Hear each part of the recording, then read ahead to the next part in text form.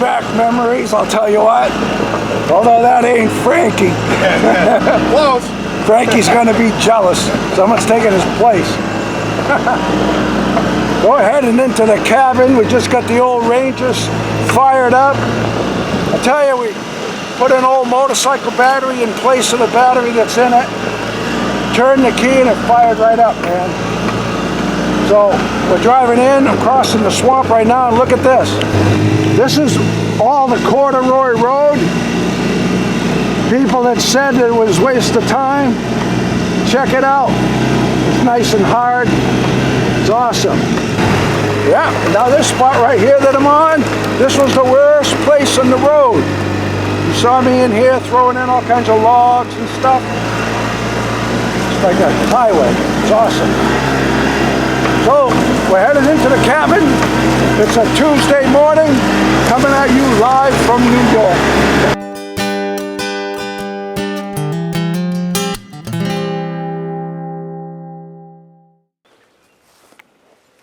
Yep, place still looks good. Shingles are nice and tight. There's nothing bubbling up or lifting off the roof.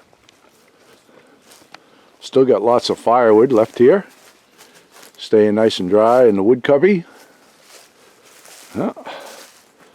Place is getting a nice patina to it now. It's been quite a few years now that it's been here. But everything looks good. Nice and tight in the corners there. Yeah. Yeah. I had a lot of fun in this cabin. Take a good look around it. That's the vent to the ice box. And when I show the ice box on my videos, a lot of people ask me, you know, well, don't you worry about animals getting into your ice box, and how come animals don't get into your ice box, and why would you want to cut a hole into the wall and let animals into your ice box? You'd hope that people would give me the benefit of the doubt that I just might block it off, you know, like that. Oh well. Oh, the place looks good, man. Everything is good. No porcupines digging underneath, nothing. It's just as I left it. Really happy about that. You know, I'm not surprised that no animals are getting in the cabin, but what I'm really surprised is the outhouse. Because even at home, we keep the toilet paper in a coffee can because the mice will get to it. But this little outhouse here, I come out here and I check and I'm like, there's still a roll of paper in here from before. Little crescent moon. Yeah, got a couple buckets of water stored in here. But there's still a roll of freaking paper in here. No mice got in here. Isn't that funny? It's amazing. Got my nesting shelves there. And just like at the other place, the Phoebe's nest up top and the robin's nest inside. Isn't that funny? You can hear the mama squawking, so I'm going to get away from the nest. When I built this, I never sided this gable because I was always intending on adding on to it and coming out with a bedroom and a living room. So I never put the siding up. And I never ran any wires beneath that window because I always planned on making that window a doorway. But I doubt that that will ever happen. Yeah. Yeah, so the place is just as I left it. No mouse damage, nothing. The only thing I see is one little pile of sawdust there, and that's from the foam insulation that I had put in the ceiling. That's when I have the ant issues. But I put out some of that borax sugar water concoction, and that takes care of them. But everything is the way that it was when I was here last. Oh, pretty sweet little place. Yeah. And down here, little place is styling. Little composting toilet there. Little shower there with the carboy jug. That works a lot better than you'd think it does.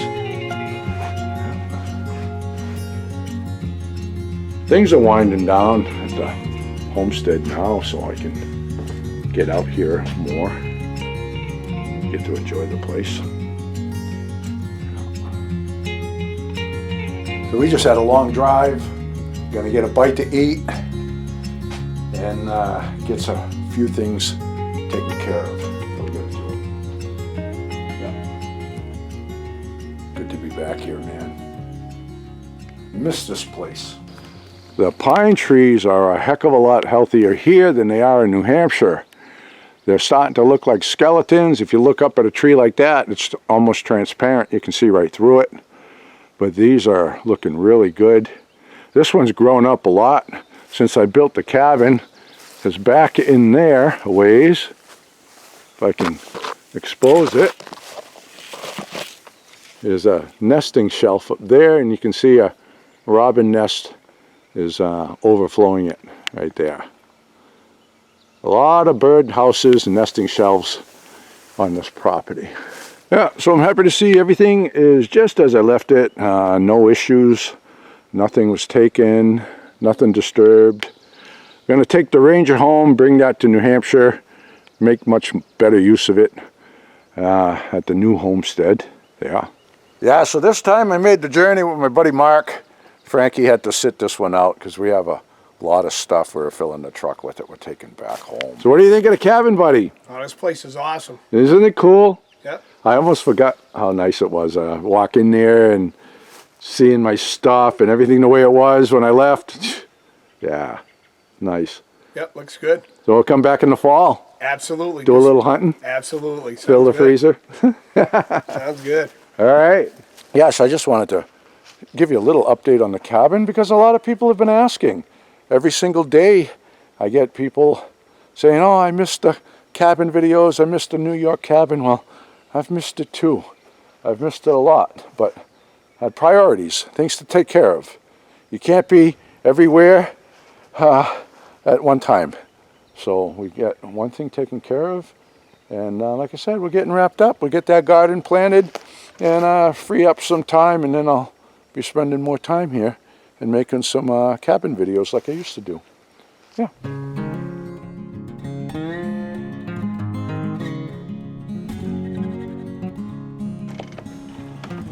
Look at this. Bear tracks on the porch. He just came up. Look at that. There's the door right here. He's right there. Look at that. Heh. Freaking crazy or what? A lot of times in my videos when I'm filming here in the yard, you'll see the wind chimes because we have a lot of them. I get a lot of comments on the wind chimes.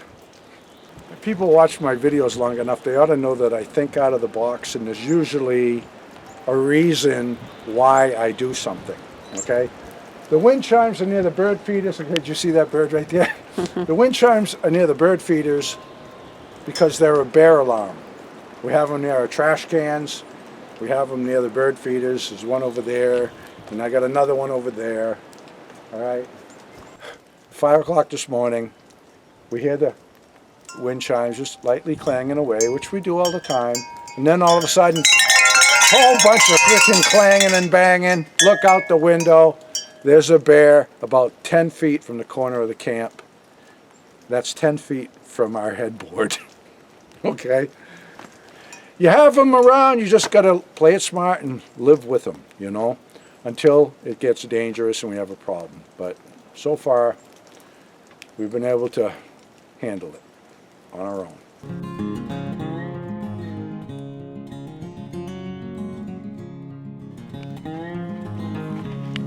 Well, the Ranger is here at the camp, as you can see. Certain it'll serve us well here, because I really don't feel like taking the tracks on and off of the other one. And this one really doesn't get used much anymore at the cabin, so decided to bring it home. Well, couldn't have done it without the help of my buddy, I'll tell you that, because that's a heavy machine, and trying to pull that through the mountains of Vermont, you know, with the Grand Cherokee, it would be a joke. And the truck, I've got issues with my truck, so it's not reliable to go out that far with it. Anyway, so my buddy helped me out, and I give him that old Crawford stove, that beauty that we had in the homestead in New York before we put a kitchen queen in there. So that'll be in his house, but we can still go and enjoy it and go and have a coffee next to the old Crawford. So that's got a good home, a new home, and the Ranger has a new home, and it's going to be good. So I brought home a whole bunch of my coffee cans full of fasteners and stuff. Yeah, so this is the stock tank that we had when we raised our little chicks before, when we had chickens in New York. So I want to bring that home and all the chicken stuff that we had. So that's here now. We filled this full of coffee cans. Okay, it's all full of coffee cans. And we had stuff on top of that, and this was all strapped down, and this was on top of the trailer. The back of his truck was full of stuff. We were going to put rocking chairs on top too, but that was a little bit too much, too Beverly Hillbilly for him, so we didn't do that.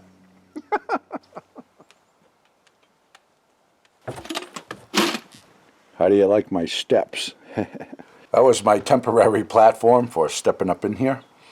Mama needed it, you know, those short legs and all. But I've got a couple of piers poured here.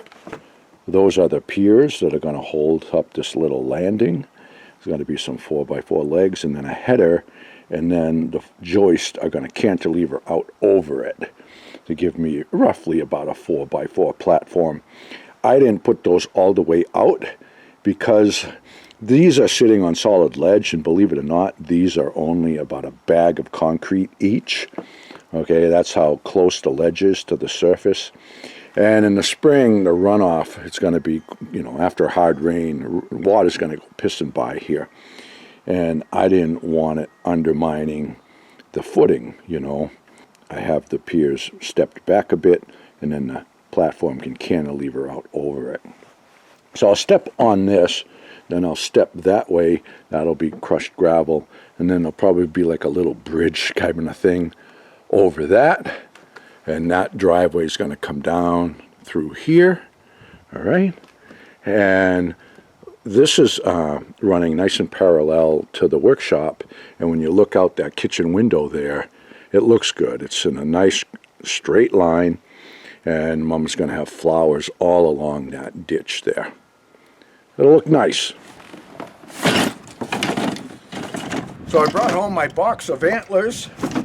Hang them up in my man cave here. Yeah, that was a nice bull kill.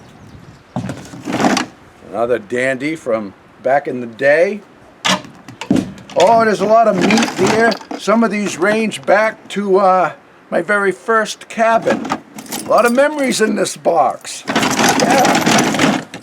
Here is my black lab. Oh, she was a gem. She was as smart as Frankie and more willing to please than Frankie is. You know, Frankie's kind of hard-headed, but she was a good girl. Yep, I waterfowl hunted very, very little. Only a few times after she passed away. It wasn't the same, and I gave it up. So I have her collar. I can hang it in my shop here. And when I was a little boy, I used to go digging out into the old dumps back in the woods here and dug up some old beer cans, and this is one. This is probably when Budweiser started out. Of course, they didn't have pull tabs back then, and sometimes people would open up the cans at the bottom, you know, bottoms up. So these were from when I was just a little kid, and I dug these out and I've kept them.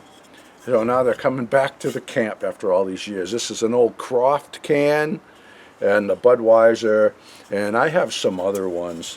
Yeah, I've had those a long time.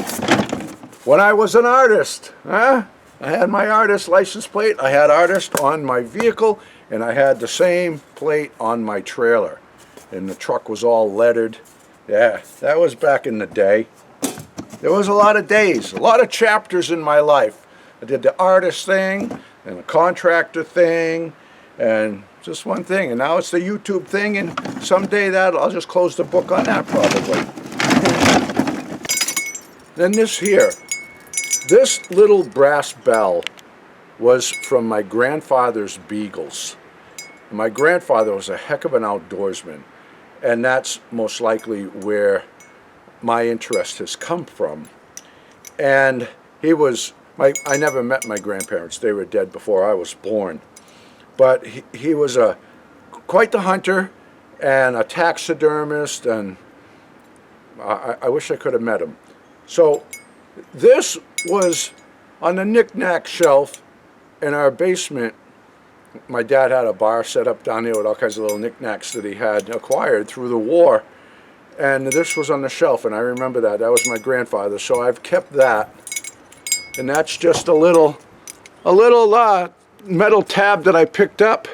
It's Tok, Alaska, and that was the first town that I entered when I crossed into Alaska.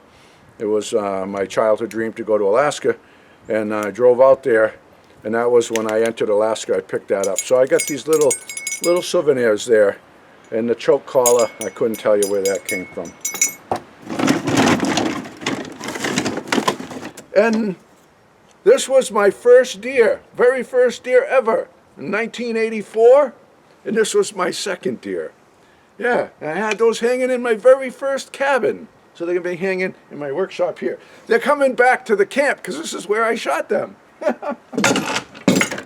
This one was shot here too. I arrowed this one, oh, I don't know. I don't remember when it was.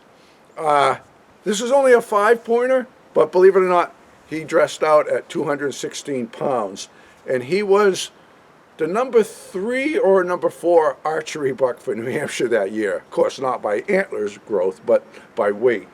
Yeah, that was a nice buck. And this is a pretty decent buck. This is the last deer that I arrowed at the homestead in New York before I sold it. This is the last deer taken, and it was the biggest deer taken off of that land. Remember that? I did the video. I arrowed that deer, I put it in the kayak, paddled it across the beaver pond there to the cabin, to the homestead, rather. Yeah, and that was the one I got the year before. Oh, I got some more fun stuff here. Speaking of being an artist, back in the day, when I had my gallery, that gallery and a little gift shop, that was the sign that I had on the building there.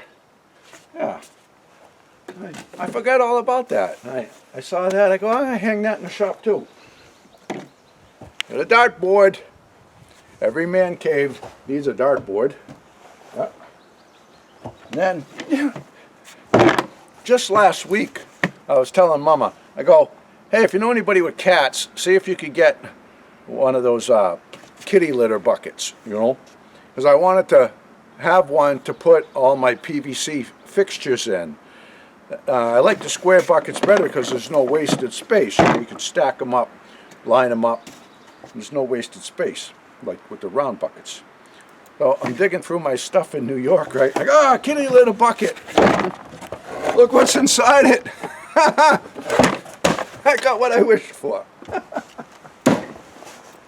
And last but certainly not least, this was the original sign that hung on the camp. All right, those of you that have been following the channel for a while know it says Tildy's Symposium on it. And that was the name my dad called the camp back in the day for reasons of his own. When I started fixing up the camp, the sign came down because I wanted to repair it. But I'll probably repaint it because you really can't see it. But I'm going to fix it back up and hang it in the screen porch, I think. But Tildy's Symposium, and that's why we named Tildy. But she thinks the camp was named after her, not that she was named after the camp. Yeah. So I have a photograph of me painting this sign. It's leaning against the tailgate of the 1960 Pontiac Catalina that my dad painted with the blue paint. Some of you know what I'm talking about with that.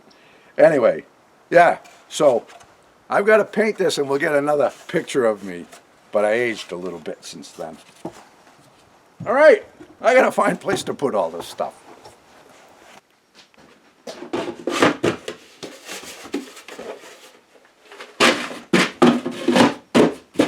All right, that's awesome.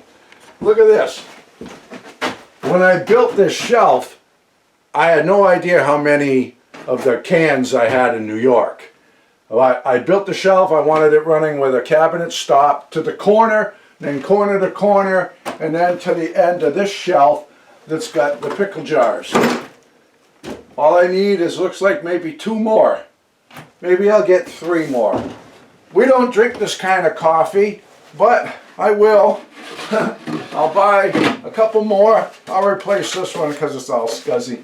But we'll get a couple more and then this will be filled right up. That's awesome. This makes me really happy because it's maddening when I have fasteners and I can't find them, and it's almost on a daily basis. I need something. I know I have a bunch of it in New York. But I got all of these numbered and I've got it categorized and cataloged, and now I can find whatever I want in a pinch. But that's awesome. The only thing is, I just wish they were green and not blue. Yes, you know, I don't really like the color blue. Yeah, but that's awesome though. That makes me happy.